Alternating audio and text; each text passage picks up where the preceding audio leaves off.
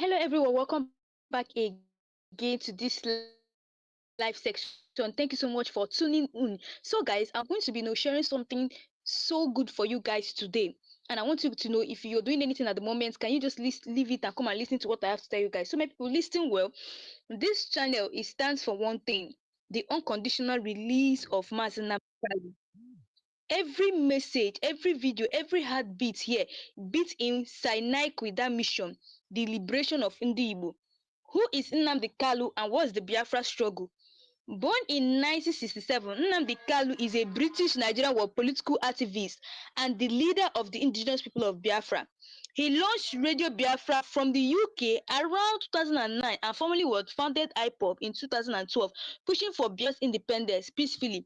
The struggle is about self-determination and justice for the Igbo people in Nigeria and also Southeast. Now, Kanu's arrest, rendition and his ongoing trial. In 2015 arrest and bail, Kanu was first arrested on treason charges in Lagos in October 2015 and detained despite what court orders for his release. In 2017, then this is where he said this was 2017 disappearance. After being granted bail, he went missing. Following a military raid that killed 28 IPOB members, he had to resurface abroad later. 2021 redemption. In June 2021, he was arrested in Kenya and forcibly was brought to Nigeria, an act deemed illegal by a Kenyan High Court in 2025. Trial and prosecution. He faces multiple charges, including terrorism and war treason. Although IPOB prescription was nullified by an Enugu High Court in 2023, the Supreme Court reinstated terrorism charges in December 2023 and allowed the trial to continue using illegal obtained what evidence. Now, government handling and human rights concerns detention. These are his detention conditions. They say that Kanu has been held in solitary confinement under alleged poor conditions and denied appropriate medical care despite suffering from heart issues. UK's inaction. His brother criticized the UK government as well as his wife, the wife of Martin Nnamdi Kalu, they criticized the UK government for failing to intervene, especially after Nigerian Supreme Court confirmed the rendition was unlawful. Now, international criticism. The UK Court of Appeal expressed deep concerns over Kanu's treatment by Nigerian authorities. The legal response from Kanu's counsel. These are his bail and conditions. His legal team has constantly asked for bail or at least fair trial conditions, noting that his continued detention fuels insecurity in the southeast. No case submission. In June 2025, after the prosecution closed its case, Kanu filed a no case submission, arguing the evidence fails to establish a case. The court has set 10th October 2025 for a ruling on whether he needs to open what his defense. Now, these are the obstacles in defense. Lawyers, including senior advocate Kanu Agabi, have complained about interference such as SSS, seizing legal documents, denying access to Kanu, and lacking secure spaces to prepare what his defense.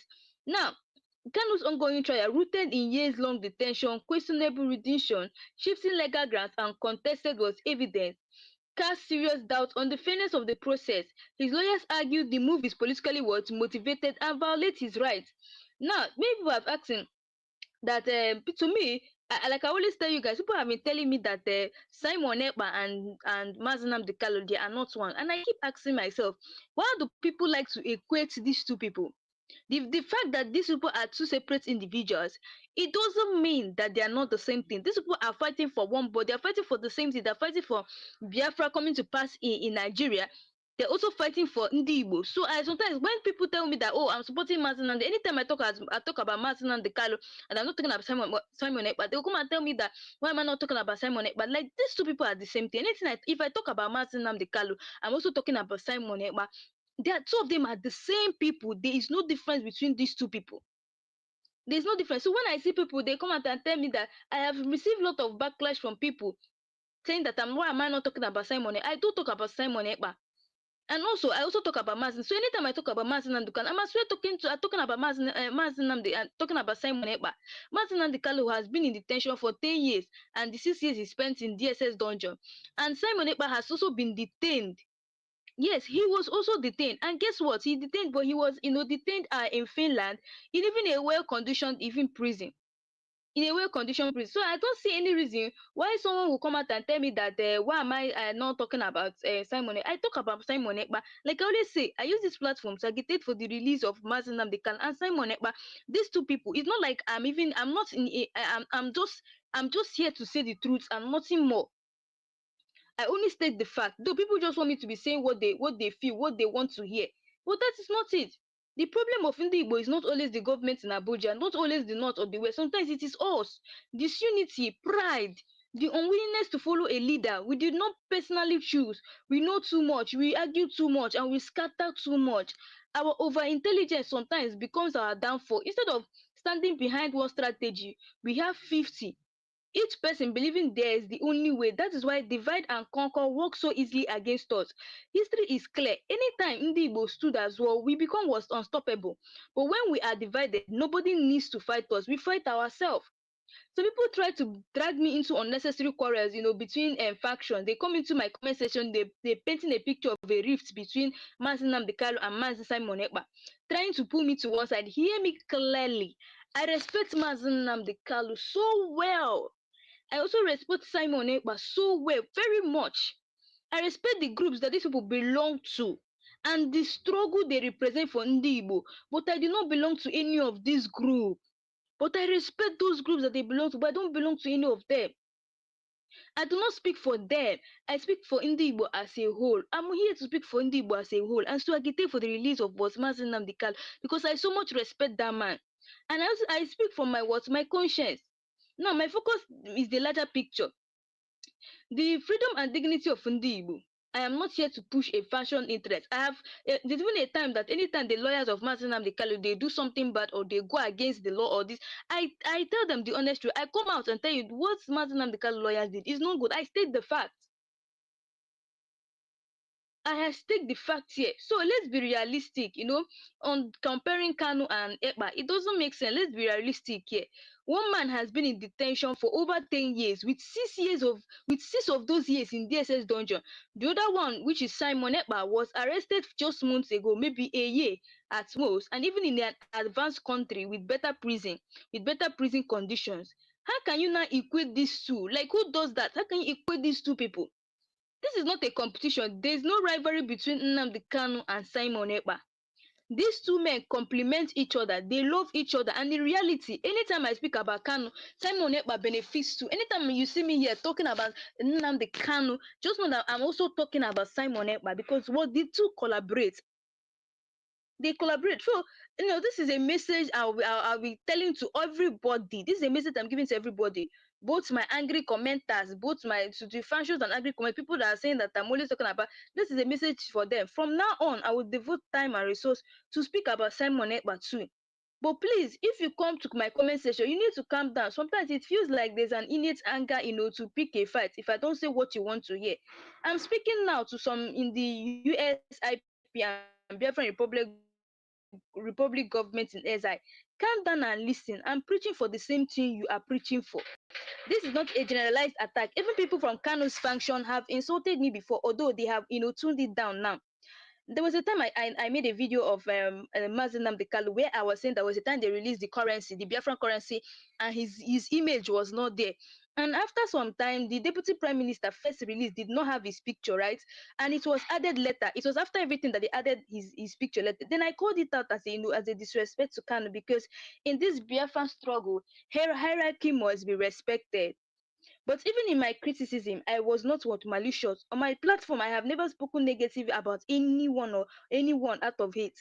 My criticism is always was constructive. Now, so please, whether you're from Kanu's camp, Ekpa's camp, IPOB, Bridge, USIP, or any other group, remember, we are fighting the same enemy. My voice is not for fancials, my voice is for Ndigbos. If we can't talk to each other without anger, how will we stand together when victory comes? Let's calm down, reason together, respect our leaders, and focus on the bigger picture. The freedom of Ndigbo and the release of what Mazi Nnamdi Kanu. This platform is for truth, justice, and unity. It's for the liberation of Ndigbo. And until Mazi Nnamdi Kanu is free, our work here is not done. That's all, like I always say that anytime that you guys please come to the anytime you guys are in this channel, please I want you guys to comment below free Nnamdi Kanu so that the federal government will be aware that he's innocent. That is what I always say, so that they will always know that he's innocent. And I'm going to be telling you guys this shocking thing. Our biggest enemy, the biggest enemy that the Igbos have is what? Disunity. Our biggest enemy is not far away, it is within us. Disunity, pride, and the stubbornness to follow leadership, unless it's our own personal choice. Sometimes we allow ego to take the driver's seat. We want to show that we know too much. We want to argue too much, and we forget that the goal is bigger than what our personal feelings. When we have 50 strategies, 50 factions, and 50 leaders, the enemy doesn't even need to fight us. We fight ourselves. Do you know why divide and conquer works so well against the Igbo? Because we make it easy for it to work. If you look back at history, from the Civil War era to political representation today, every time we united, we made progress. Every time we divide, we lost ground. Have you guys not noticed it? That anytime the Igbos unite, they actually make progress. But if they divide, there's actually what they always will lose ground. That is the reason why you say Ndigbo must unite in order to make sure that what Martin Ndigbo is well released. Same as what Simon Ekpa. So respect for both Kanu and Ekpa without size. Some of you think the only way to support your favorite leader is to destroy the other. No, I've seen a lot of people come out and tell me that I don't like Simon Ekpa. I don't like Simon Ekpa. I'm telling you the honest truth. They'll come out and tell you I don't like Simon Ekpa. I don't like Martin Ndigbo. These two people collaborate. You see anything that as far as you're Simon, you're following, you like Simon Ekpa, you will definitely you also like Nnamdi Kanu. You cannot like one person. These two people are collaborating. These people are brothers. I don't know how many times I'll say it in this my channel that these two people are brothers. You cannot hate Simon Ekpa and like Nnamdi Kanu. As far as you Simon Ekpa supporter, you also a man Nnamdi Kanu supporter. So some of you think that the only way to support your favorite leader is to destroy the other. That is childish. I respect Mazi Nnamdi Kanu. I respect Mazi Simon Ekpa. They belong to different groups, but their goal is the same: the freedom and dignity of Ndigbo. I do not belong to any of these groups, so but I am not on Kanu's payroll and I'm not on Ekpa's payroll. I am I am on Ndigbo's payroll, and my salary is is the truth. It's the truth. What I get from all this thing is that I love when I'm stating the fact and the truth so that people will know. So anytime I see people come into the comment section and they're fighting over Amazon and the guy and Simon Eba, you see people telling you that Simon Eba, they don't like Simon Eba. It doesn't make these two people collaborate. So when you come into the comment section, to paint one as the hero and the other as the villain, you are wasting your time. I will not take sides in your personal quarrel. I will take sides with the truth because I always state facts here. I always what take fact. And my focus is what's in the bigger picture. I do mine, and what I do is not just about faction. My eyes are on the gold. The gold is the people of Ndigbo. Do you see the gold? My eyes is on the gold, and that gold is Ndigbo. My eyes is just concentrated on Ndigbo. It is not to defend a group or to please a leader. If Kanu's lawyers make mistake, I will still criticize them. If something goes wrong in neighbor's camp, I will speak. If Abuja oppresses us, I will speak louder. That is my work here. Now, let's tell ourselves the truth. Kanu has been in detention for more than 10 years, 6 of which have been in DSS custody under what terrible conditions. Simon Ekpa has been in detention for maybe a month or maybe a year in even a better country. In a better country where he's under what a better prison conditions. So how can you just come out all of a sudden and start trying to differentiate these two people, or you're trying to you equate these people? How possible is that? How can you equate these two people? Have you not forgotten that we are not in a competition here? There's no prize for who suffers the most. No, these two men are not enemies. They complement each other's efforts. It's not even going to surprise you that I will tell you that Mazen Namdekalo loves and Simon Ekpa.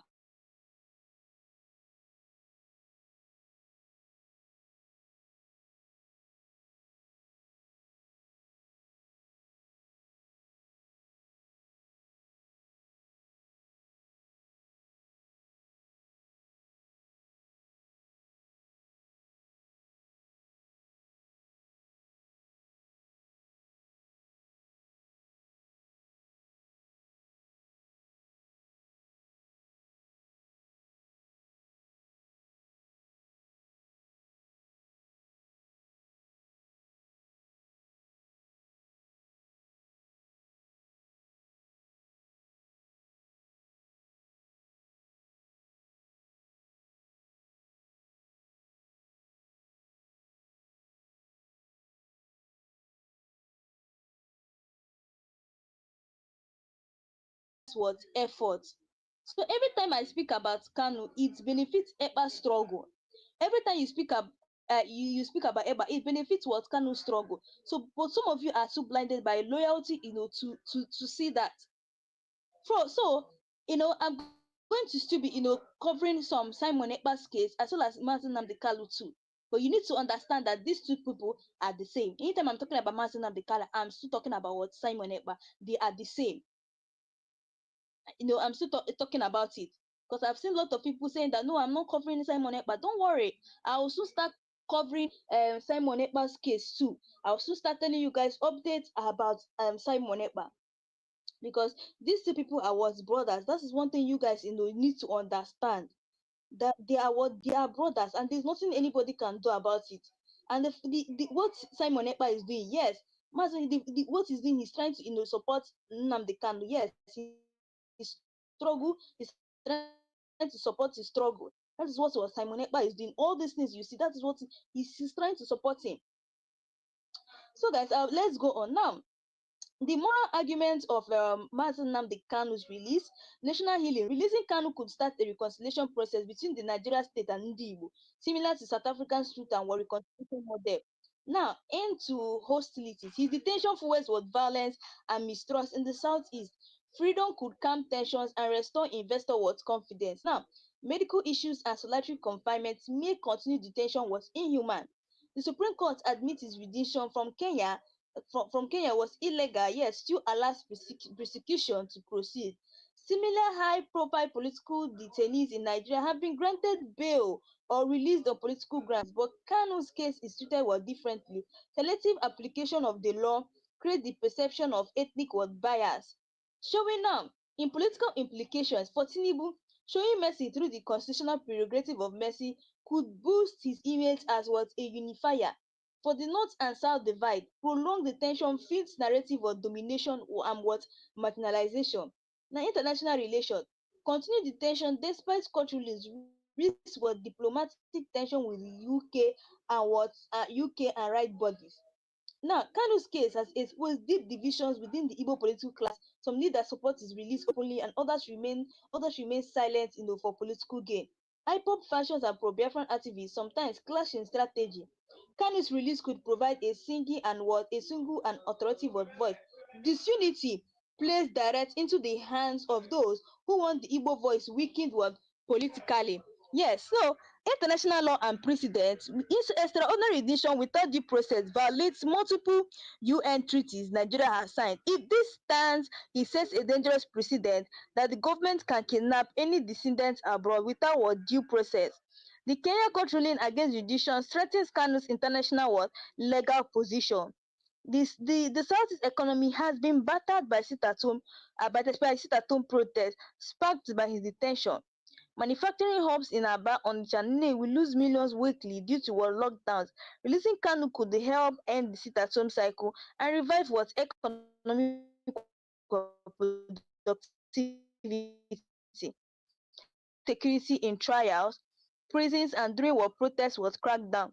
A peaceful statement would free up security agencies to tackle other urgent national threats like terrorism and kidnapping. Now, Kanu remains a symbol of resistance and Igbo pride for millions, regardless of political disagreement. Continued detention risks making him a permanent martyr, a rallying figure even stronger than before. Grassroots support remains intense with regular protests in Europe, the US, and Nigeria. Now, possible negotiation framework, harnessing essence for public commitment to pursue independence through strict legal and political means, setting up a Southeast Development Commission with guaranteed federal funding to address economic grievances, hosting a national dialogue to address restructuring and regional autonomy. So guys, just like I always say, please, I want you guys, to type in the comment section, you know, free Imagine Namdi Kano, and also justice delayed is not what justice denied. Please, because we normally use this platform, to agitate for the release of Mazin Namdi Kano, to tell the federal government that this man is innocent and he has been in constitutional detention since 2021 to 2021 to 2022.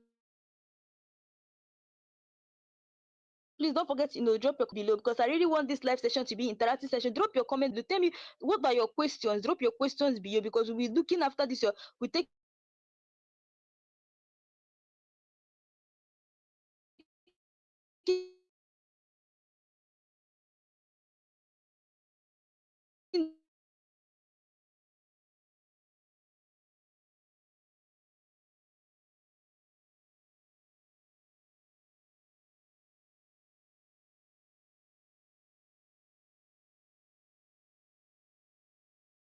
this to the you discuss. Many people have been asking me that what is my outcome now of what is going to be taking place in October 30th, 2025, is that the lawyer, that's the judge, the judge may rule in his favor. Yes, the judge of Mazenam Kalu may rule in his favor. And guess what? He may want, but guess what? The northern leaders or lawmakers would want to, pressure the judge or the president, not to release him.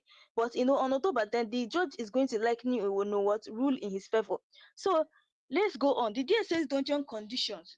Kanu's lawyers and family allege he is held what in solitary what confinement, denied adequate denied adequate sunlight, and given what restricted access to reading materials. Medical attention is allegedly delayed or withheld, worsening his heart condition and other what health challenges.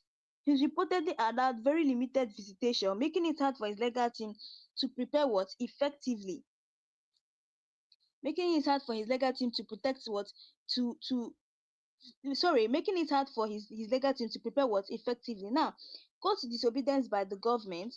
Multiple Nigerian courts have ordered his release or bail under certain conditions, yet the DSS, refuse, to comply. They have refused to comply, to them, because they have asked them many times to release Mazenam Dekalo, but these people have refused to comply. Now, this undermines public confidence in the judiciary, making it seem powerless against the executive, sets a precedent that government agencies can ignore court orders without consequences. The evidence shows Kanu entered Kenya legally and was adopted, raising questions about the role of Kenya's security services. Kenya's own high court ruled that his extradition violated its constitution. This means Nigeria is holding a man illegally transferred, something that international human rights lawyers could use to drag Nigeria before the International Court of Justice. Now, his lawyers' consistent outcry. Barrister Ifeanyi Ejiofor and Aloy Ejimako have repeatedly complained about DSS blocking access, even on court-sanctioned visit days. They have petitioned both Nigeria and foreign authorities, citing human rights abuse. Now, the legal team insists that fair trial rights are impossible under current detention conditions. The Biafran War 1967 to 1970 killed an estimated 1 to 3 million people, mostly Igbo civilians, from hunger and military action. Many see Kanu as a continuing a decades-long struggle against political and economic marginalization of the Southeast. His arrest is therefore not just a legal matter, but a deep historical wound being reopened. Now, militants in other regions, example the Niger Delta and North, have often been granted amnesty and reintegrated despite armed actions. The harsher treatment of Kanu and IPOB is seen as a proof of selective justice. This fuels perceptions that the Nigerian state applies the law differently depending on ethnicity and political alignment. Now, impact on IPOB and factions. His detention has created what leadership vacuums within IPOB, leading to disputes between his direct command and factions abroad. Simon Ekpa's Biafran government in Ezza emerged in this period, further splitting the movement direction. Release could restore a central command, ending mixed message and strategic confusion. The international advocacy pressure. Diaspora groups in the UK, the US, Germany, and South Africa hold regular protests at Nigerian embassies. Amnesty International and UN Working Group on Arbitrary Detention have been petitioned to intervene. The British government, as Kanu is a UK citizen, faces domestic pressure to act more decisively. Tinubu's political dilemma. Freeing Kanu could bring a peace in the southeast but anger some northern political allies. Keeping him detained risks unrest by courts and poor electoral performance in the region. So, like just people have, like I've always been telling people, have asking me, please, what is the outcome on 10th October 20? What is the Marginalization outcome? And this is what I have to tell them. that the judge is going to rule in his favor.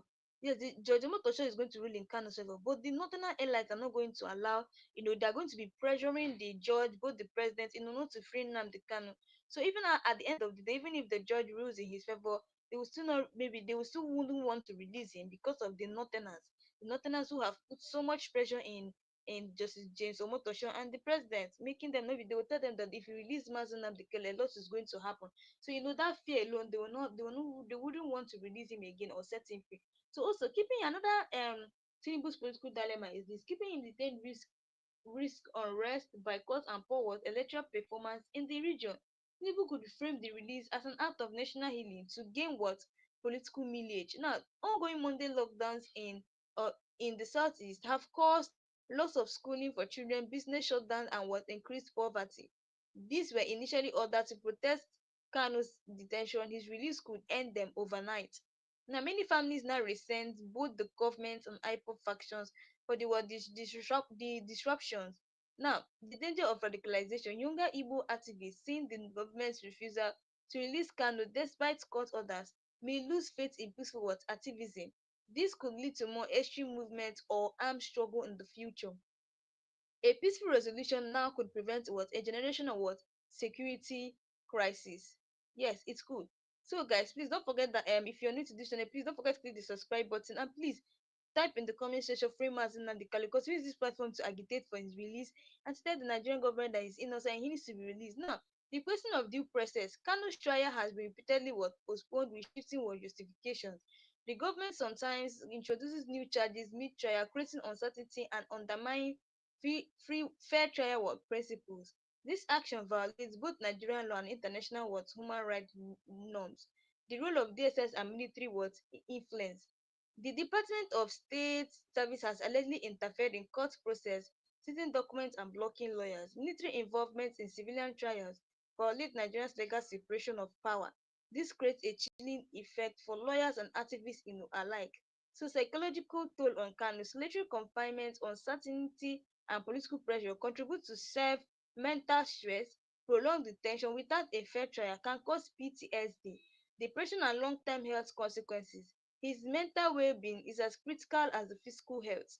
Now, ethnic and regional disparities: many Igbo feel targeted because other ethnic groups, militant leaders were granted amnesty quickly. Perceived ethnic bias deepens distrust between the Southeast and the federal government. So this fuels calls for secession and stresses the Biafran advocacy. So guys, let's continue. Now, in the international legal angle, Kanu's rendition from Kenya could be framed as a breach of international law, potentially giving his legal team grants for international legislation. Human rights organizations can leverage this to put diplomatic pressure on Nigeria. Nigerian media has often avoided or downplayed Kanu's situation due to government pressure. Social media bans on IPOB content limits public awareness and hinder peaceful advocacy. Now, diaspora media becomes the main chain for misinformation. Southeast industries, markets, and trade hubs are disrupted weekly by protests related to Kanu's detention. Prolonged detention worsens unemployment and slows regional development. So NGOs, faith groups, and student associations have written petitions demanding Kanu's release. These groups argue that arbitrary detention that undermines the rule of law. UK, the US, Germany, Canada, and South Africa host protest videos and awareness campaign. The diaspora funds legal defense and international lobbying. Now, this demonstrates global solidarity with Biafran cause. Kanu's detention echoes the 1967 to 1970 Biafran War, reinforcing feelings of marginalization. The Southeast sees Kanu as a modern symbol of resistance against political oppression.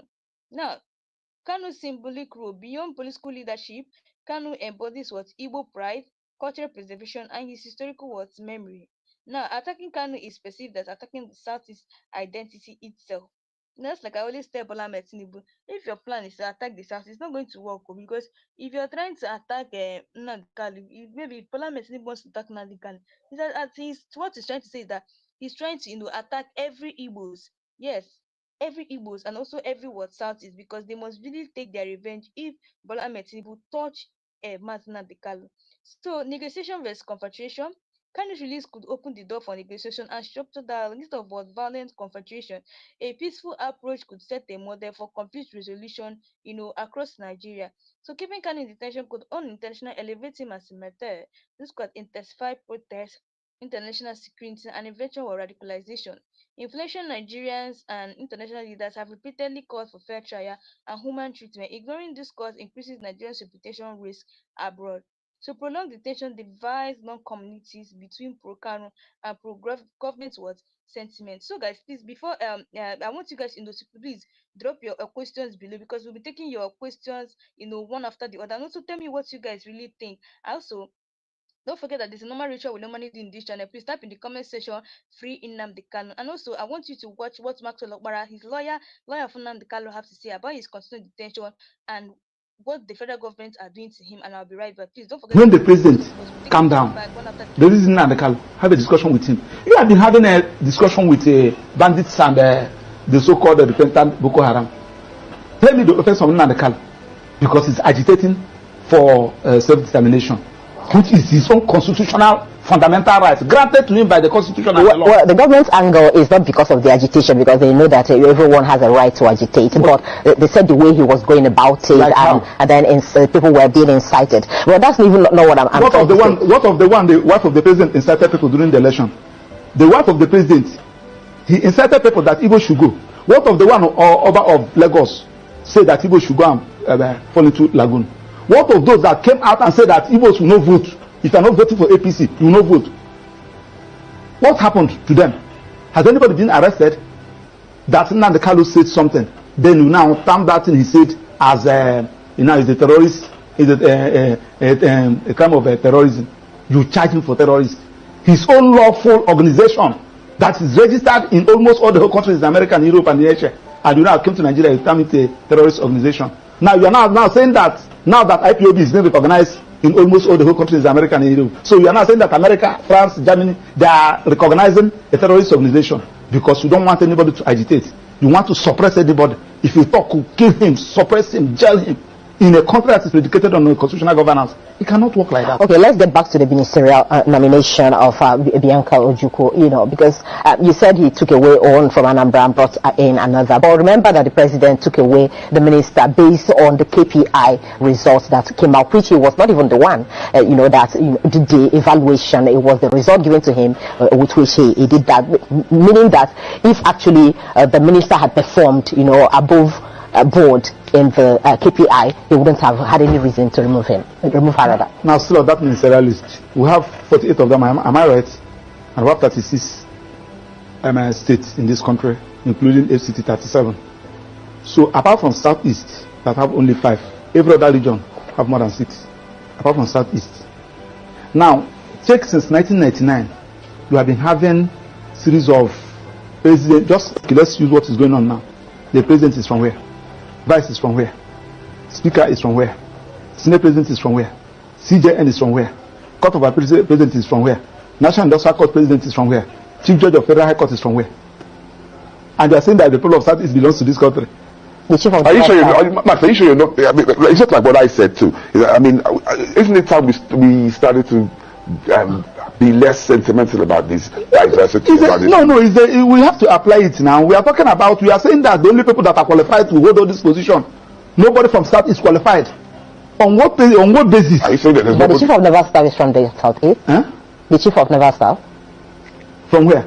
I'm talking about the key position. Number 1 person, number 2 person, number 4 person, number 5 person. The key position, we have 3 arms of government: the executive, the judiciary, and the parliament. You can never see anybody from Southeast there. Now, the point we are talking about is that I'm not even talking about, I'm in court about lopsided appointments. Okay. I can avail that my process because I did an intensive research in that process. File it, asking court to view whether this particular appointment, whether this particular governance is in line with Federal Character Establishment Act, an act of National Assembly that said that you should carry everybody along. Section 14 of the Constitution also said that you should carry everybody along. And we are not doing all these things. You are telling me that, yes, now that you have removed Kennedy Handele and you are now brought in Bianca Ojukwu, that the people of Southeast will jubilate. Are you talking to idiots? Look at the people that you are talking about. Check, let me start with the source. In football, the people that have made Nigeria proud are the people of Southeast, in commerce, in aviation industry, name it, in academics. They are from people of Southeast. But when it comes to power, they are not qualified. And we want them to be happy. Listen, let me tell you, like today that is Monday, go to Southeast. And my annoyance is that these things are avoidable for Christ's sake. The one at Neither. The reason and the Kanu, let us start addressing this issue.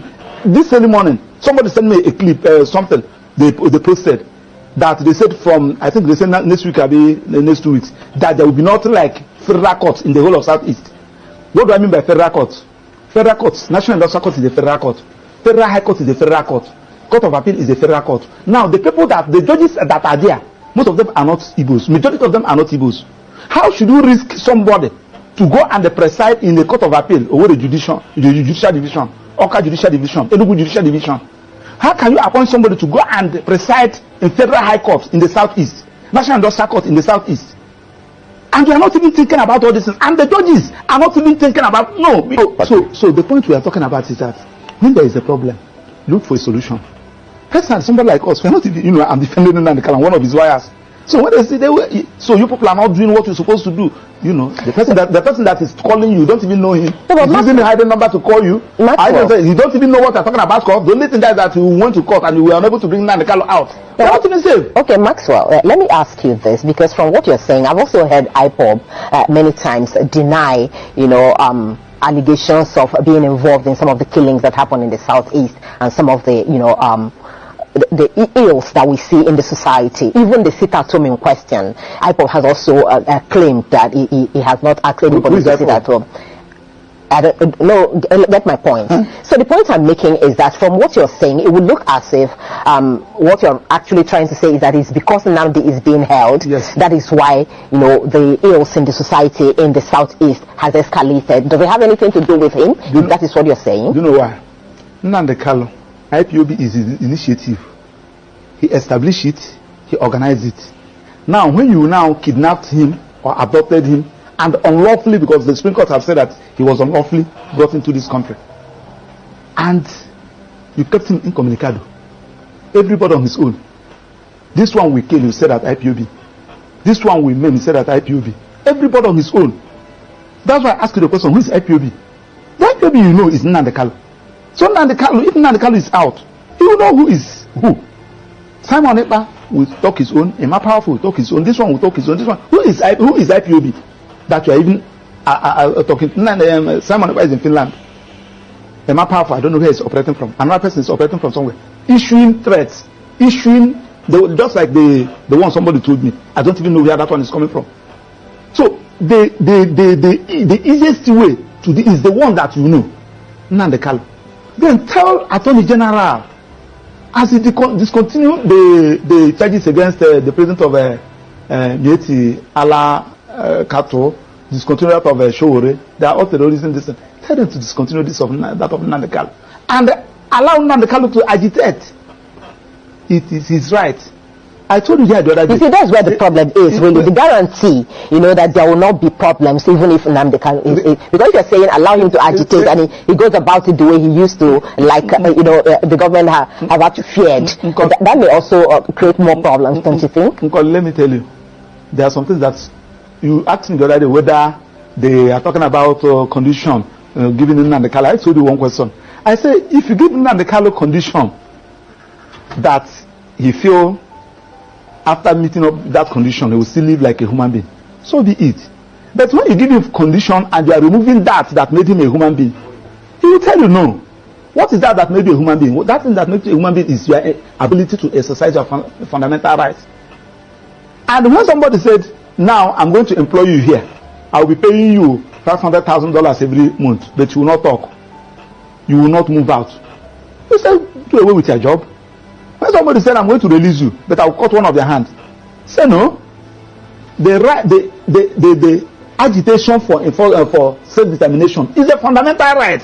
And if you people fail to understand it, I can agitate that I need the Republic of Maxwell. It is my right. Anybody can agitate. I don't even need crowd to follow me. It is when you now feel that you have gotten the necessary need the necessary qualities, then so be it. It is now left for the president who believe in democracy, who believe in government of the people, by the people, to apply an initiative. What is the initiative?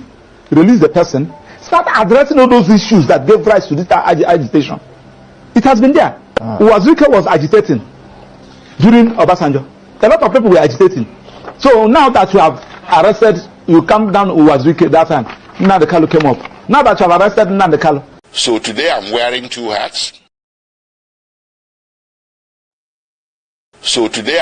two hats. I'm speaking on behalf of Nnamdi Kanu. I'm also speaking on my own behalf. My name is Aloy Ejimako. I'm the special counsel to Nnamdi Kanu and the indigenous people of Biafra. And I'm speaking to you from a location in Nigeria. The man, Nnamdi Kanu, is well known. He's everywhere. He's on Wikipedia. He's an internationally acclaimed freedom fighter. But there's just a few things I need to tell you about him. What brought him to limelight was the formation of the indigenous people of Biafra in the United Kingdom in 2012. Simultaneously, he also founded Radio Biafra. And these two organizations were aimed at one thing: liberation for the people of Biafra, or restoration of the former Republic of Biafra that went defunct in 1970. The right to self-determination is a right that is guaranteed internationally, domestically, and continentally. It's within the black letters of Nigerian law at Article 20 of the African Charter on Human and People's Rights. The right to self-determination is guaranteed. So the formation of IPOB did not break any law. Not laws of United Kingdom, not international law, not Nigerian law. But guess what? When Nnamdi Kanu, who was born in Nigeria, but who acquired British citizenship later on, came to Nigeria in October 2015, the government of President Muhammadu Buhari, which had come to power in May, decided to arrest him. He was not arrested between 2012 and 2015 because the government of the day at that time understood that self-determination is not a crime. But the government that came into power in 2015 in May decided that self-determination is going to be treated as a criminal activity. So he was arrested in Lagos. He was charged for treason, also for insulting the president and illegal importation of ready equipment. 3 charges. The treason one, they split it into 2, treason by himself and treason by conspiracy. This thing went on from 2015 until April 2017, when he was eventually granted bail. So he was detained for nearly 18 months. After granting him bail, he returned to his ancestral home in the southeastern part of Nigeria, and he was enjoying his bail when suddenly, between 10 September and 14 September 2017, the Nigerian army, without any justification whatsoever, levied lethal, massive military operations against Nnamdi Kanu's ancestral home. That day, he was sitting at home with so many people, his family members, including his 2 elderly parents. The attack was lightning, it was a bleakridge, it was massive, and it was not the type of an attack you will expect a national military force to levy on a civilian location. But they did. At the end of the day, 28 people lost their lives. Nnamdi Kanu sustained injuries. His parents sustained injuries as well, but somehow, by the grace of God, they all managed to escape.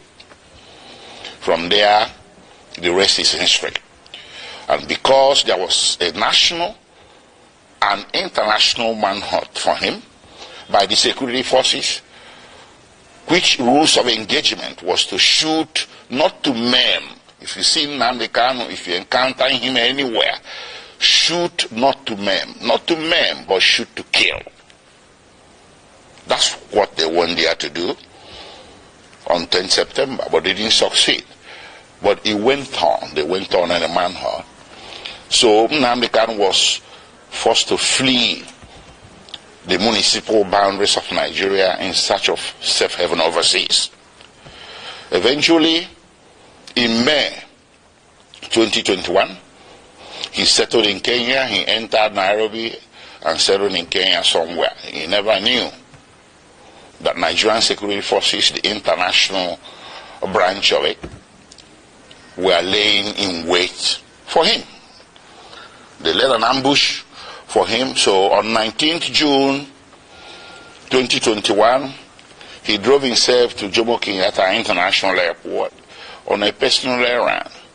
As soon as he drove into the parking lot and alighted from his vehicle, several well-armed security men suspected to be of a mixture of Nigerian and Kenyan security forces swooped on him, grabbed him, abducted him, and put him forcibly in a vehicle and drove away. Well, they didn't take him to the police station. They didn't take him to immigration because he was a foreigner. He should have been taken to immigration. They didn't take him to any official law enforcement facility. They took him to a secret location in Nairobi, a non-official secret location. So in effect, they disappeared him. And they kept him at that secret location for a whole 8 days. And those 8 days he endured horrendous torture. All these are matters of record between the various tribunals and courts before whom this matter has been brought. I cannot begin to give you all the details. Horrendous torture in violation of basic human rights, in violation of the laws of Kenya, Nigeria, and the international community. When Nnamdi Kanu was abducted on 19th June 2021, the proper thing that should have been done is to take him to a police station, from there to a court. And then if you wanted him back in Nigeria, you subject him to what is called extradition proceedings. This is a basic tenet of the law that you see in the laws of any nation. Kenya has an extradition act to which Nnamdi Kanu should have been subjected. But guess what? They didn't do that. They rather disappeared him for 8 days, tortured him to their heart's content. And on 27th June, they secretly brought him out from this location and took him through the back doors, evading Kenyan immigration, direct to the tarmac of Jomo Kenyatta International Airport, Nairobi, where a private plane was waiting. They bundled him into the plane, chained him to the chair, and everything. He endured 5-6 hours flight from Nairobi to Kenya in the most excruciating circumstances. They arrived in Nigeria late in the evening and the plane flew back to Nairobi. They took him to the headquarters of the National Intelligence Agency in Abuja, where he spent the first night with all the lights left on to assure his maximum discomfort. The following day, they transferred him to the headquarters of Directorate of State Security in Abuja. And on the third day, they brought him before the Federal High Court in Abuja. The Federal High Court was well aware that Nnamdi Kanu has counsel of record. It was an open case, it wasn't a new case, a pre-existing case. But the Federal High Court decided to conduct the arraignment in violation of his constitutional right to counsel, and that arraignment led to the indefinite detention with which we are struggling today.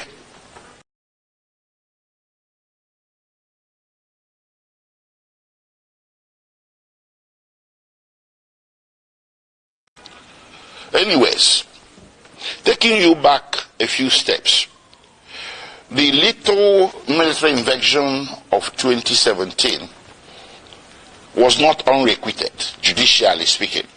I took the matter before two tribunals, or a tribunal and a court. First, article to the African Commission on Human and People's Rights, which rendered a decision in March 2018 condemning the action and calling it a violation of the African Charter. And they wrote to the President of Nigeria, they wrote a letter to the President of Nigeria requesting him or directing him. They used diplomatic language, but the decision was there that what you did is wrong, so you need to roll it back. You need to reverse everything you have done, which includes declaration of IPOB as a terrorist organization and hounding their members as criminals. The African Commission held that what Nigerian government was doing was persecution, not prosecution. That the IPOB and its members simply possess an inconvenient political opinion which the Nigerian government was seeking to suppress by means of punishment of some sort.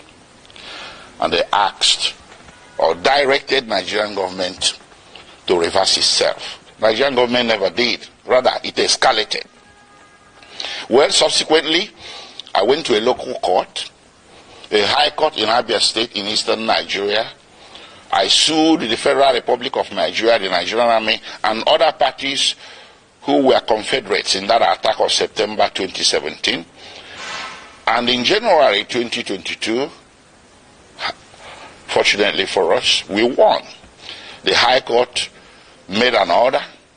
The High Court reached a judgment that what happened to Nnamdi Kanu in September 2017 was a flagrant violation of his constitutional right to life and constitutional right to his privacy. And the court proceeded to make an order ordering the federal government of Nigeria or Federal Republic of Nigeria to pay him a compensation of 1 billion Nigerian naira, which is over $1 million US. The court also ordered the Federal Republic of Nigeria and the President of Nigeria to issue a public apology to be published in 3 national Nigerian newspapers to Nnamdi Kanu. None of this has happened. So we kept that aside. So when they brought Nnamdi Kanu forcibly from Kenya without extradition proceedings, I characterized it an act of extraordinary rendition. Initially, there was a misunderstanding, a broad, widespread misunderstanding by vast majorities of Nigerians who were mouthing the cliche, Nnamdi Kanu extradited from Kenya. No, that was wrong. It wasn't. I told people it wasn't. It was extraordinarily renditioned or rendered, and that is against international law, Kenyan law, and laws of the Federation of Nigeria. So while his criminal trial was making its way slowly at Abuja, with all the several amendments the government was bringing, they walked away from treasonable felony, insulting the president, importation of radio equipment, and bam, to terrorism. That's how it happened. And they did this 7 times. 7 amendments. If Nnamdi Kanu was guilty, why is it taking so long to bring him to trial between 2015 and today? That is 8 years. So what he's undergoing is not really a judicial trial. It's a trial by ordeal. Trial by fire. Imprisonment before conviction. They just want to get as many years of jail time out of him as possible, because they know that with the evidence available, conviction will be impossible. And that was made worse by the extraordinary rendition, which I took also as a civil violation to a federal high court in Nigeria. And in October 2022, the Federal High Court came down with a judgment that extraordinary rendition was a violation of his constitutional rights, his fundamental rights, and they awarded him 500 million Nigerian naira. That's about $800,000. So all around, everywhere that this matter has gone to, including in July 2022, before the Human Rights Council at the United Nations, the Human Rights Council, United Nations, came down with an opinion that what happened to Nnamdi Kanu in Kenya and that brought him to Nigeria is a very grave violation of international law. And they directed that he should be released unconditionally. And of course, the Court of Appeal in Nigeria did come down with a similar judgment. In same October 2022, discharging Nnamdi Kanu of all charges and bearing any further trial of his person in any court in Nigeria as a consequence, as a direct consequence of the extraordinary rendition. So what more can you ask for a man to deserve his freedom? How many have I counted? United Nations, which in this case should be considered a world court. Then you have the Nigerian Court of Appeal, which is the second highest court in the Federal Republic of Nigeria. Then you have the Federal High Court, which is the court of first instance at the federal level. And of course, you have the State High Court that awarded him $1 billion Nigerian naira. So between 2015 and today, 8 years and running, Nnamdi Kanu has snagged 4 major victories against the Federal Republic of Nigeria, with Federal Republic of Nigeria winning nothing.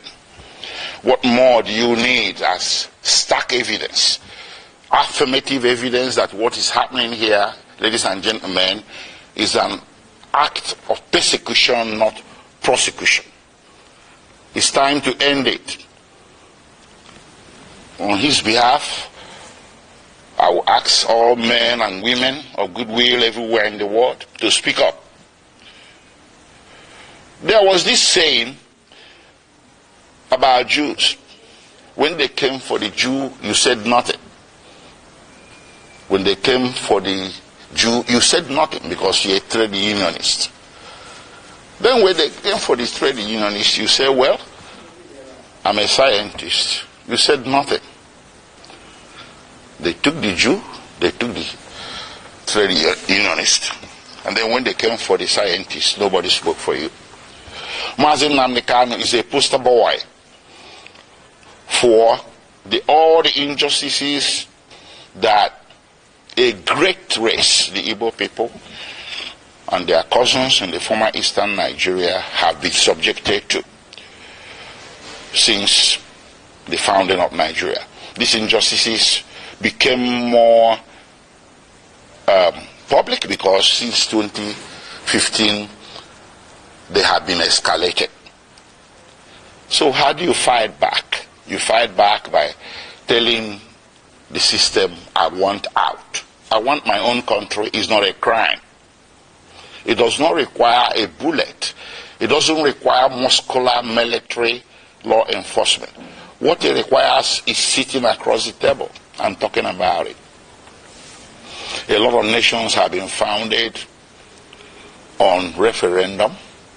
That's what Nnamdi Kanu and the Indigenous people of Biafra were asking for. That led to all this conundrum, to all this saga.